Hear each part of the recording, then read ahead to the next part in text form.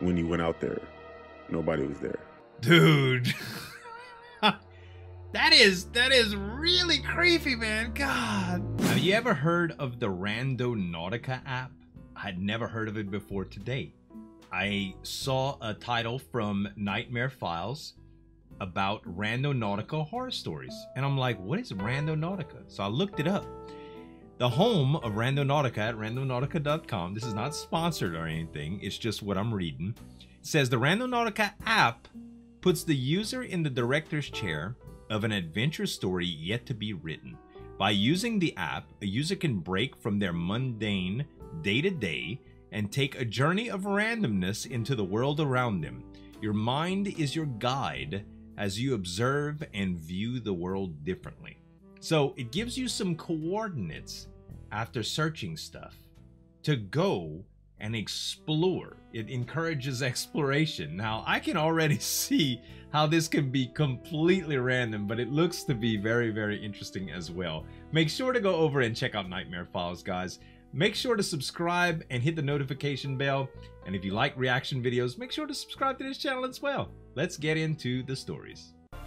Story 1. My name is Andre, and I'm 23 years old. What's up, This story Andre? happened 2 weeks ago. Okay. I was at my 23. friend Coates' house drinking beer, watching a basketball game. Right. During halftime, Colt asked me if I heard of an app called Randonautica. I told him I heard a little bit about it, but I haven't used it. Colt told me he hadn't either and asked me if I wanted to try it out. All I right. said yeah, and Colt downloaded the app onto his phone. That's how it Colt usually asked starts. me what we should search for. After a few suggestions from the both of us, Colt came up with missing persons. Uh-oh. I told him good idea. He typed that into the app and he gave us directions through GPS. We got in the Colt's car and drove to where the app told us. All right. The app took us to an unkempt field. It was kind of behind a big park. We got out of the car, walked around the field, but we weren't surprised because we didn't find anything or anyone. Right. I was about to say to Colt, come on and let's go, until he pointed to something in the distance. Uh-oh. I looked to what he was pointing at, and it looked like a girl. She was waving to us, and then she walked out of sight behind a big bush. Both Colt and I looked at each other, not sure if we should laugh or be concerned. Colt stared walking towards where the girl was, and I tagged along. So it's a big field that you show up to randomly. I'd have to know how remote the area is, but having a girl way in the field that just waves and turns around, that's kind of creepy. Like, is that from the app? Is it just coincidence? Being that you search for missing person, there's so that triggers a curiosity, man. And if it's a girl, how intimidating could that be? Let's go find out what was there. As we were walking, I asked Colt, who does he think that girl was? He told me he didn't know. Right. We got to the patch of bushes where the girl went out of sight. Mm-hmm. We didn't see her or anyone else. Right. That was until I saw a gray hoodie on the ground. I picked it up to see if there was anything in the pockets. There was a crumpled up note. Okay. I opened it up, and there was a first and last name written on the note. I showed it to Colt. His response was, "Oh my God." I asked him what was wrong, and he said about 6 or 7 years ago in his older sister's class, a girl went missing, and no one knew what happened to her. She was never seen again. And then that is so random and specific to be a coincidence, huh? Oh man, I got the goosebumps so bad. the name that was written on the note was the girl. I looked up, and I saw the same girl in the distance once again further into the field. Oh no. This time she didn't walk away. She just stood there watching us. I told Colt we should leave, and he agreed. We jogged back to Colt's car and headed back to his house, What if it was that girl? leaving the hoodie in the field where we found it. That night I had a dream. I was running in the field, hearing a girl scream for help, Right? but no matter how fast and how far I ran towards the cry for help, I found no one. I woke up the next morning in a cold sweat. I guess so. I checked my phone, and Colt had texted me. He told me that he saw that girl last night. At least he thought he did. She was outside his house. What? He looked out the window after hearing her calling for help. When he went out there, nobody was there. Dude. That's a bunch of coincidence that is just so specific and creepy. That is really creepy, man. God, that's awesome. All right, story 2. Whew, that was good stuff.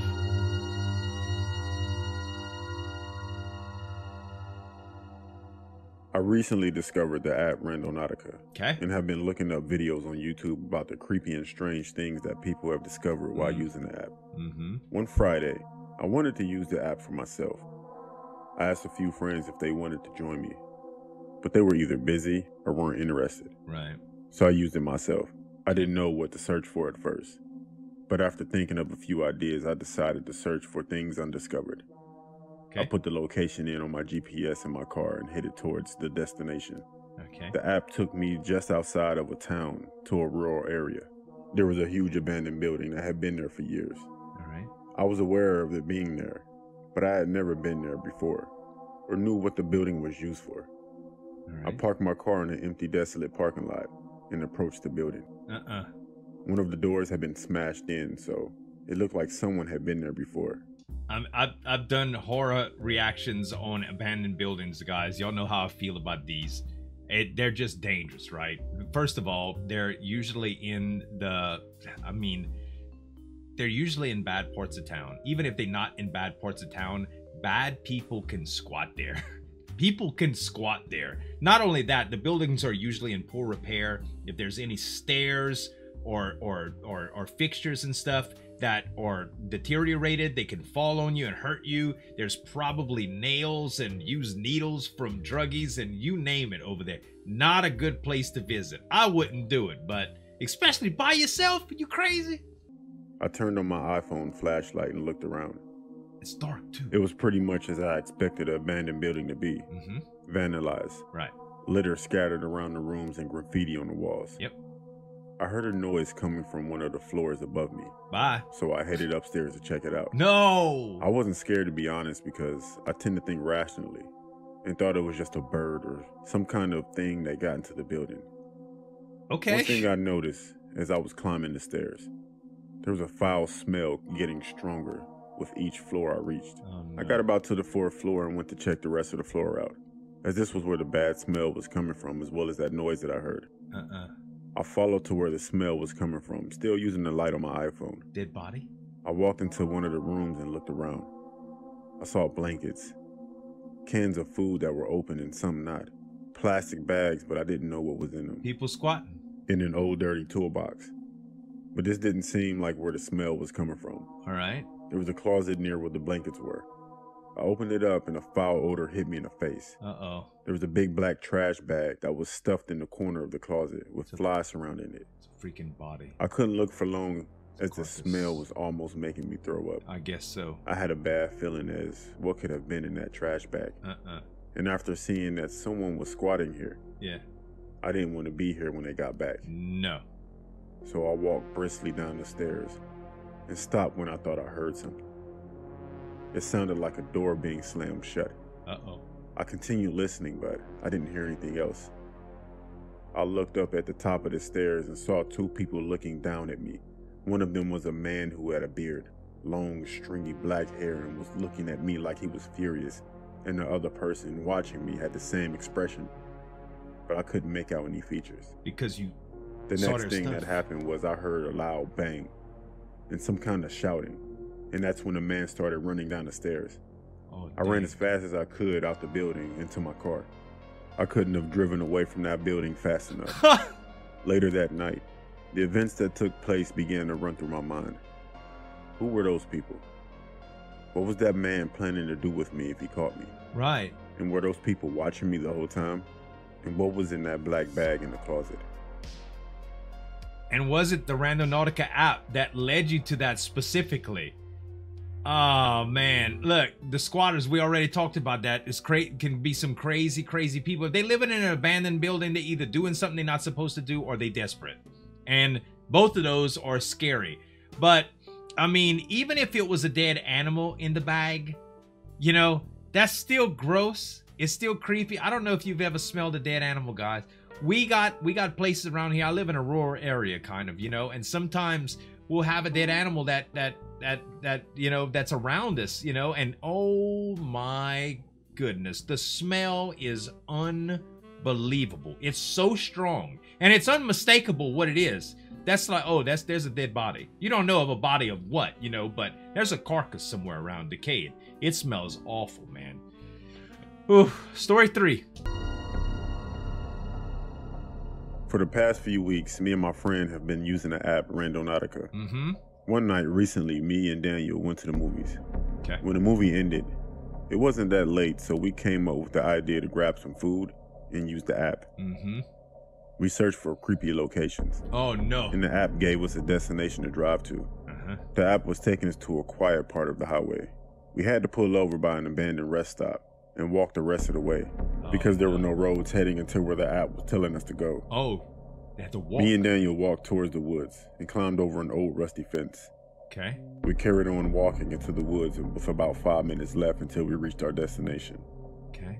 We came prepared and brought with us flashlights as we've been doing this often.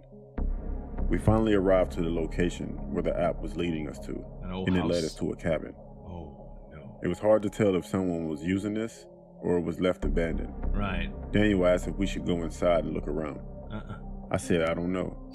It could be someone's property. Right. Daniel eventually convinced me to check it out. Oh, gosh. There weren't any cars around or lights in the cabin, and we were kind of in the middle of nowhere, so I agreed. I got a story for y'all. We entered the cabin by going through the front door as it was unlocked. Just like the outside, the cabin looked abandoned, but also like someone had been living there. Right. The downstairs was relatively normal. We went upstairs and there was only one room. We assumed it to be a bedroom, and after opening the door, we were right. All right. The room was not normal, however. Okay. Someone had nailed pages from what I assumed was a Bible all over the walls and ceiling. Uh-oh. Scattered on the floor were more Bibles and Bible pages that had been ripped out. Okay. If this wasn't creepy enough. Yeah. There was a bag sitting on the bed. I looked inside and there was a small Bible, a box of matches, a large rusty pair of scissors, and a hammer that had blood on it. I showed Daniel what was in the bag, and he said we should probably leave. Yeah. As we went downstairs, Daniel stopped me and told me to be quiet. Oh, After the dang listening out murder carefully, sound. we heard men talking in the near distance. Then I noticed, through the window, about 6 or 7 flashlights in the woods approaching the cabin. What? We quietly left through the front door again and started jogging back to where the car was. We hopped the fence and drove back home. That night, Daniel texted me with a picture of a news article that he had read that was posted 2 days ago. Man brutally murdered in his home. He was found with Bible pages stuffed in his hand. Oh, what? I keep thinking that those men by the cabin we found are responsible for that man's murder. And if we had been caught in their cabin, me and Daniel might have suffered the same similar fate. My name's Daniel, bruh. That hits home. God dang. Yeah, so Bible pages in a bag with scissors and a bloody hammer in an abandoned cabin. I don't explore like that, y'all, but I have done when I was a kid. I ain't even gonna lie. We went we used to sneak out when we were young, right? We didn't sneak out and do anything bad. I mean, sometimes we did do some I'm not gonna admit anything, okay? But we were kind of mischievous when I was that age. But one night I remember we ended up going out and exploring. And there was an old camp that nobody stayed at, that we hadn't seen anybody for weeks. And we kind of staked this place out, saying that we wanted to explore it. The door did look like it was broken open long ago, and it looked abandoned. So we didn't know if it was abandoned, but at the same time, we wanted to look in it. So one night, some friends came over, and we decided to go walk down the road and into this camp. Now, keep in mind, this is a very rural area that I lived in. This was almost like a cabin in the woods, kind of like this. So we walked in and with our flashlights on, and we didn't see anything. It was completely empty. It didn't look run down, but it also didn't look used. It looks like nobody had been there forever. No signs of people living there, not even any real signs of animals, okay? So we're looking around, and it's only a small, like a little cabin. So there was a bedroom in the back, or what appeared to be like a bedroom. So we opened the door, and again, it's empty, and there was a closet with the door closed. Guys, we opened the closet, and there was a green tank top, a single green tank top, hanging on a metal wire hanger with blood on it. Not a lot. It wasn't fresh blood. It was blood stained, some droplets, almost like if you would have got your lip busted and you would have had a couple of blood spots on the shirt. Wasn't real gruesome, but y'all, we were it was the scariest thing that we had ever seen at that point. We had all these theories running through our head. Naturally, we ran out of this house like crazy kids, you know, but we told stories about that to everybody that we knew, and it was so crazy, you know, how it just happened to be something that creeped us out that was random in that place, man. And you know, this example, along with the videos that we just watched, you gotta stay away from abandoned places, man. It's just too many things could happen. You don't even know if people actually own that, if you're trespassing. I mean, naturally, we were trespassing back then, but seriously, it's not the places to go. Still some great stories. And Randonautica, I don't know about this app. Let me know if y'all have any Randonautica experiences. You know, I'd love to hear about them, guys, in the comments. Make sure to check out Nightmare Files too. His link's gonna be right there, as well as a couple other videos I reacted to him from here. Thanks so much for watching. As always, this is Zueljin signing off, and we'll see you next time. Break it down.